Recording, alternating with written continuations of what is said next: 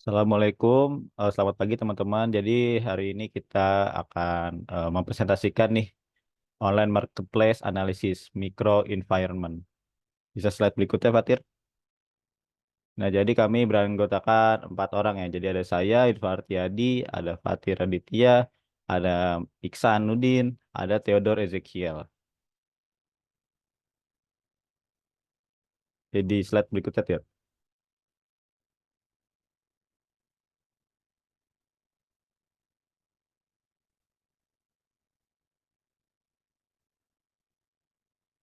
Nah, jadi yang pertama kita ada pengenalan dulu nih, situation analysis for digital marketing. Nah, apa sih itu? Jadi situation analysis for digital marketing adalah analisis yang untuk berfungsi untuk pemasaran digital yang melibatkan evaluasi yang mendalam terhadap faktor internal dan eksternal yang mempengaruhi strategi pemasaran. Nah, termasuk di dalamnya ada penilaian terhadap kekuatan dan kelemahan internal perusahaan, peluang dan ancaman dari lingkungan eksternal seperti pasar yang lebih kompetitif, dan juga tren industri, serta faktor ekonomi dan teknologi yang dapat mempengaruhi nih efektivitas dan juga implementasi terhadap strategi pemasaran digital yang kita lakukan. Slide berikutnya, Fatir. Nah, lalu ada digital marketing in practice. Nah, jadi apa sih digital marketing in practice ini? Jadi digital marketing in practice ini adalah pemasaran digital dalam bentuk praktik yang mencakup seperti penerapan dengan berbagai strategi untuk mencapai tujuan pemasaran. Nah, jadi seperti eh, meningkatkan awareness merek nih dan juga menghasilkan lead yang berkualitas dan juga bisa meningkatkan penjualan produk atau layanan yang kita buat dan juga pastinya nih membangun hubungan yang lebih kuat dengan konsumen melalui berbagai platform digital ya seperti media sosial atau mesin pencari dan juga atau bisa juga menggunakan email marketing. Slide selanjutnya, Fatir.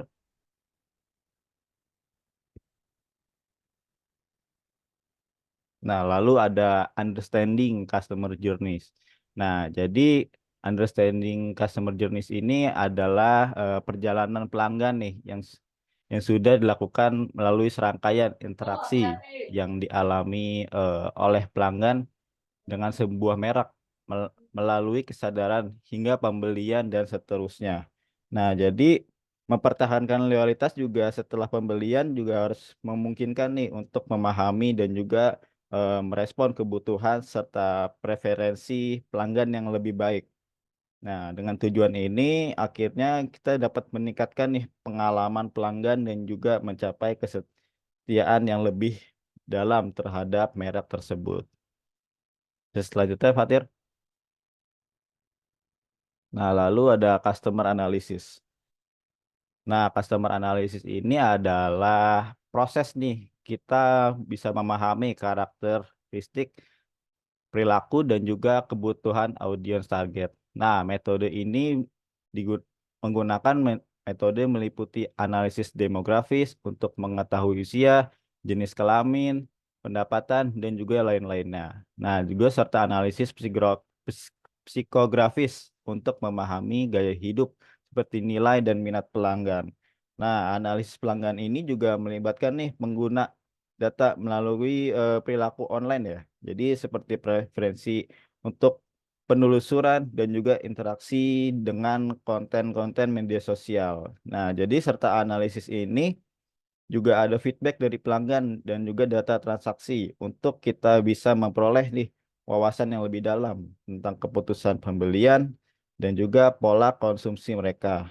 Nah, dengan cara ini perusahaan dapat merancang strategi pemasaran yang lebih terarah pastinya dan juga efektif untuk mencapai target-target audiens mereka yang lebih optimal. Bisa slide selanjutnya, Fatir. Nah, lalu ada lagi nih, demand analysis of impli- implication for marketing planning.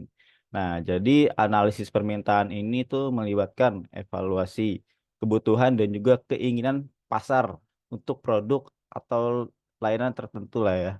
dan juga mencakup nih identifikasi seperti tren permintaan, segmentasi pasar berdasarkan kebutuhan pelanggan, dan proyeksi pertumbuhan permintaan. Nah, jadi hal ini juga meliputi nih pengumpulan analisa data termasuk seperti perilaku pembelian konsumen, faktor ekonomi yang bisa mempengaruhi daya beli mereka, serta perubahan preferensi dan pola konsumsi pelanggan. Nah, dengan memahami dinamika ini, kita sebagai pemilik perusahaan juga dapat merancang nih strategi pemasaran yang tepat sasaran untuk memenuhi ekspektasi pasar yang maksimal dan juga memaksimalkan nih penerimaan produk atau layanan di pasar yang lebih pastinya lebih kompetitif gitu. Saya selanjutnya Fatir.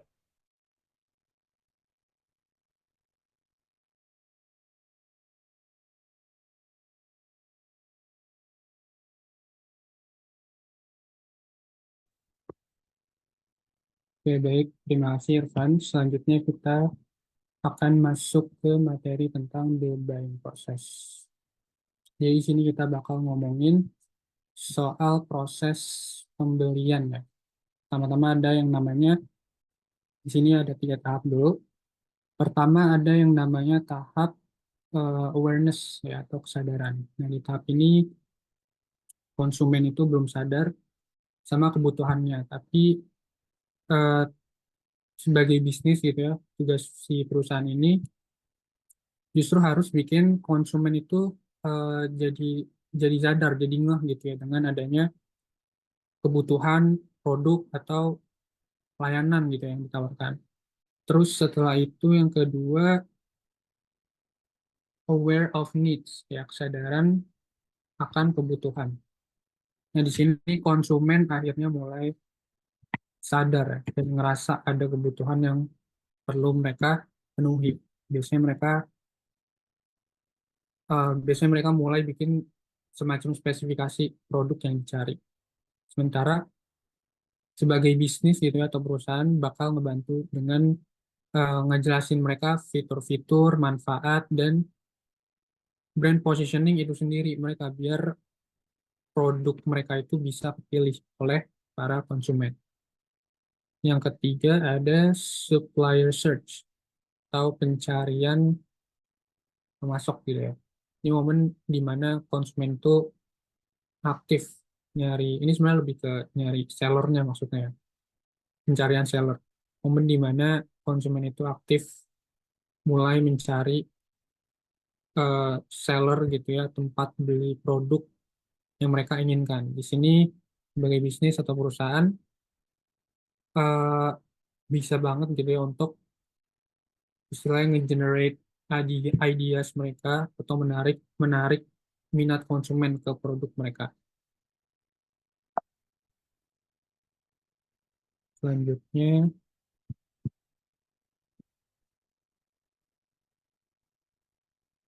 selanjutnya ke tahap 4, 5, dan 6 masih the buying process.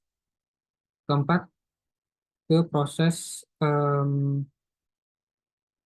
evaluation and selection atau evaluasi dan pemilihan. Nah, di sini konsumen mulai kayak mengevaluasi gitu ya opsi yang ada dan nentuin produk mana nih yang paling cocok di mata mereka. Nah, di tahap ini sebagai bisnis atau perusahaan harus bisa ngebantu konsumen dalam ambil keputusan pembelian.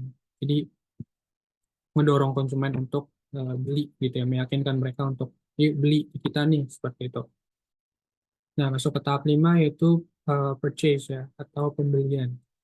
Nah, di sini konsumen akhirnya memutuskan untuk membeli produknya.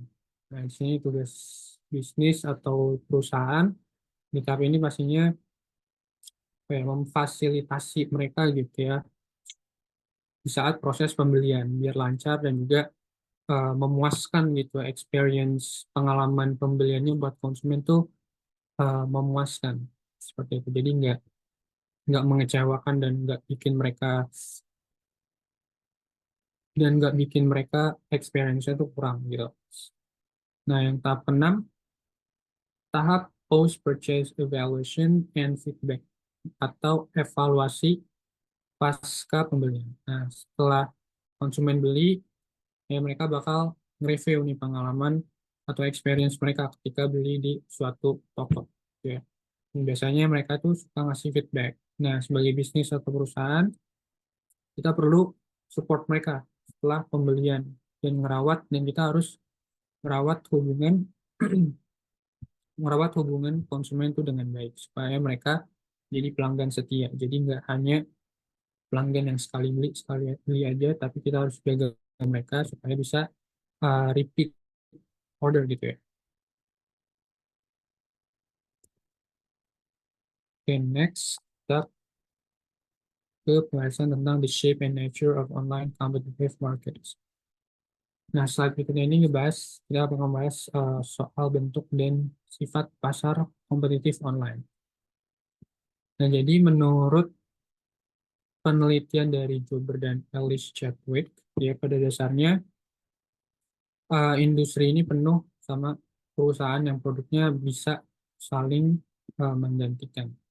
Jadi persaingan zaman sekarang itu ketat banget gitu ya. Produk setiap hari saling bersaingan, brand saling bersaingan, banyaknya produk-produk baru yang lahir, yang muncul gitu ya.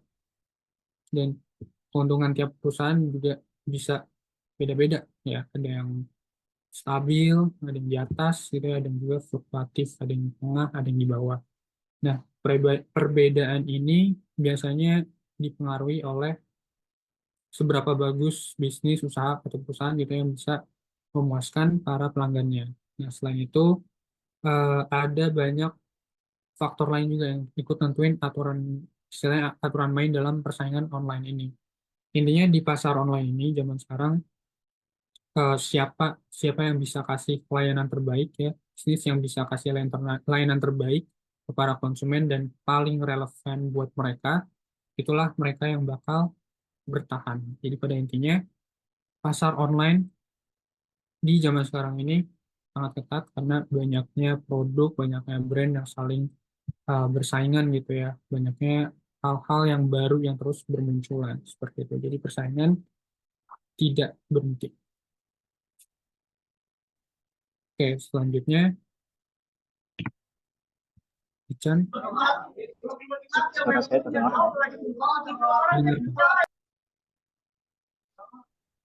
Selanjutnya, di sini ada online marketing intermediaries. Itu perantara pemasaran online atau yang disebut online marketing intermediaries tadi adalah entitas atau perusahaan yang membantu perusahaan dalam mempromosikan, juga menjual serta mendistribusikan produk atau layanan yang lain secara online. Contohnya kalau di sini kita ambil Google, MSN juga, sama ada situs untuk membandingkan harga-harga seperti iPrice dan lain-lainnya. Nah, di sini seberapa penting sih perantara atau intermediaries? Nah, si intermediaries ini menghubungkan antara pengguna internet dengan informasi produk yang seringkali digunakan oleh banyak situs e-commerce, tujuannya untuk memperluas jangkauan. Jadi karena jangkauannya apa? Karena secara online, jadi si perantara ini menyampaikan informasi secara lebih luas jangkauan. Lalu yang keren adalah digital marketing atau online marketing. Khususnya dalam PPT ini dijelaskan peran dalam B2B maupun B2C, yaitu perannya sebagai pertukaran informasi antara bisnis to bisnis atau B2B serta B2C antara konsumen dan juga bisnis. Boleh di next.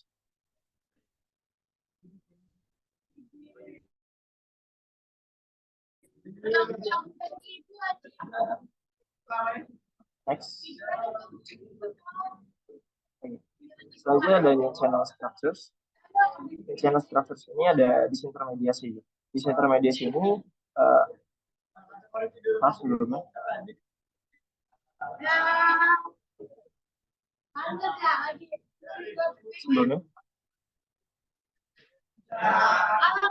Ya, disintermediasi ini merupakan pemotongan perantara tradisional dalam saluran distribusi.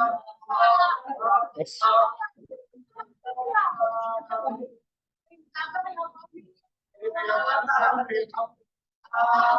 Oke. Bisnis intermediasi ini merupakan potongan antara tradisional dalam saluran distribusi untuk menjual langsung ke konsumen melalui channel internet. Lalu yang kedua dari intermediasi. Setelah adanya di intermediasi tadi, nah memungkinkan adanya perantara baru atau intermediasi baru untuk muncul membantu konsumen. Misalnya situs perbandingan harga seperti yang disebutkan sebelumnya, yaitu iPrice. Dan di sini ada contohnya, yaitu bypass wholesaler dan juga distributor melalui platform seperti Amazon. Nah, di sini ada di gambar ini ada alur-alurnya dari yang new traditional intermediaries, remove, terus ke arah digital marketing, intermediaries, remove, invoice, dan selanjutnya. Next.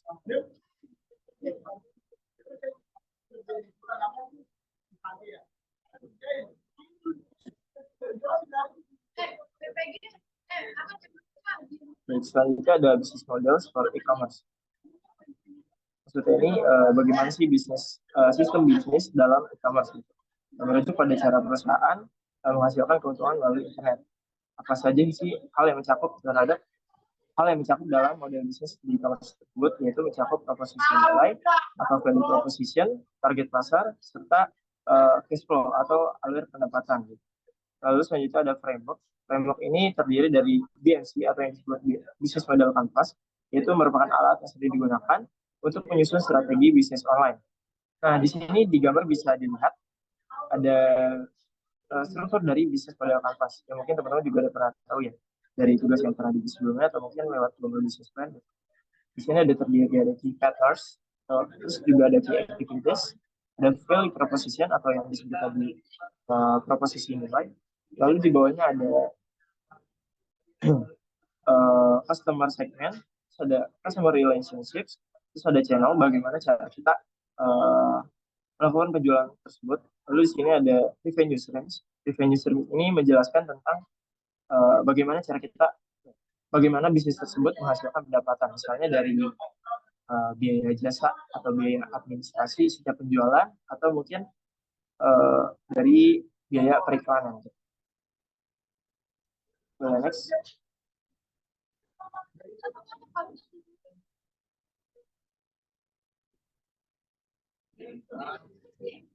Selanjutnya ada jenis model bisnis. Yang pertama ada e-shop atau pembelajaran secara online. Emang sebelumnya tadi terdapat.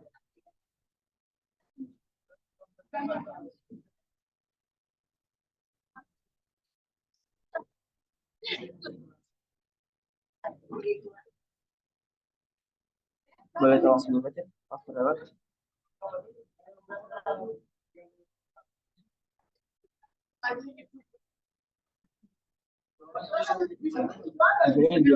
Jenis model bisnis. Yang pertama ada e-shop atau pembelajaran secara online. Lalu yang kedua ada e-procurement atau pengadaan barang atau jasa secara online atau elektronik. Lalu yang ketiga ada e-malls atau layanan berbentuk seperti mall gitu, tapi dilayani secara online. Lalu yang keempat ada e-auctions, yaitu di sini contohnya ada eBay. Serta yang terakhir ada virtual communities. Virtual communities ini maksudnya berupa bentuk jejaring, pengembangan jejaring melalui bentuk komunitas. Contohnya di sini ada Facebook dan juga LinkedIn. Next, Patrick.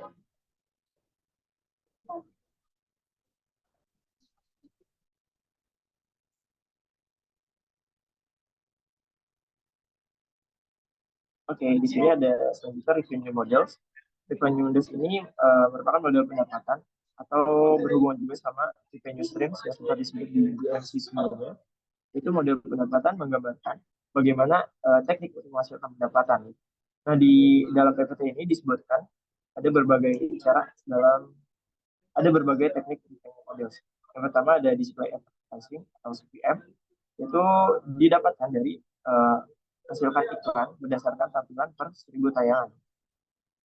Lalu yang kedua ada pay per click atau PPC, itu iklan yang dibayar berdasarkan jumlah klik. Jadi maksudnya ketika misalnya teman-teman pernah cek Instagram gitu, nah itu ada sebuah iklan di Shopee gitu. Nah, ketika teman-teman klik lalu diarahkan ke Shopee, maka sang penjual itu akan dikenakan biaya iklan dari setiap klik klik yang dari setiap klik oleh para audiens. Gitu. Jadi kalau misalnya nggak klik, maka konsumen nggak usah bayar pay per klik. Lalu selanjutnya ada subscription base. Jadi subscription base ini didapatkan dari pelanggan yang berlangganan layanan atau konten premium. Contohnya ini mungkin teman-teman sering menggunakan Spotify, terus juga YouTube, terus juga ada Netflix dan lain-lainnya. Lalu selanjutnya ada transaction base, yaitu biaya transaksinya dibuatkan kepada penjual atau pembeli. Contohnya ada eBay, PayPal, terus juga kalau misalnya teman-teman menggunakan Shopee, itu ada dikenakan biaya layanan gitu. Itu kurang lebih termasuk dalam transaction base. Lalu yang terakhir ada database, yaitu pendapatan dari data pelanggan yang digunakan untuk digital marketing atau riset pasar. Jadi biasanya dalam setiap transaksi atau event tertentu gitu ya, itu biasanya kita mendapatkan konsumen, kita minta untuk mengisi data-data seperti email atau mungkin nomor telepon dan sebagainya gitu. Ini salah satu tujuannya juga untuk melakukan email marketing dan juga bisa melakukan riset terhadap pasar yang ada.